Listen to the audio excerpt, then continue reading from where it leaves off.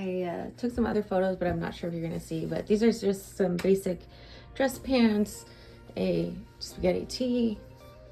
Yeah, you always wear, if you're gonna go out to dinner, and then you wear a nice, like, this is a beautiful cashmere sweater that I spilled rice on, and maybe a little bit of soy sauce. I was praying that it didn't, but there's definitely, I don't know if it's my shadow or the reflection of a stain, but I'm gonna go with the shadow right now because I can't handle a stain on this gorgeous, beautiful, soft cashmere sweater. But anyways, you layer so it looks very slimming and you can eat and no one will know. And then you wear like this handkerchief style reversible jacket like I'm wearing. And basically all these layering pieces kind of, well, I don't obviously look like a house, and I just ate like a house full of food.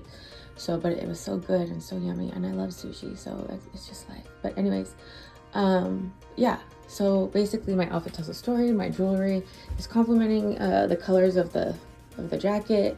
Like the variation of sparkle kind of brings out the tonality of the different shades of brown that I'm wearing, and I've got like 1, 2, 3.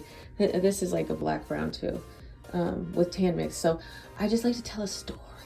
There should be a flow to your outfit. And then I just got some scruffy shoes that, you know, with a little heel on the back, but just mixing it up, and the different kind of like colors, but they're not too far from each other, but they're warm, and the whole ambiance of the outfit just is settling to your eye, right?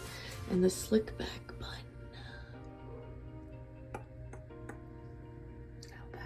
Is a different color blonde. Whatever. I feel pretty, so that's all that matters. And it looks fucking sick. Well, it looked cool. Sicker. Anyways, yeah. Stay tuned for Madison Style Secrets and so much more.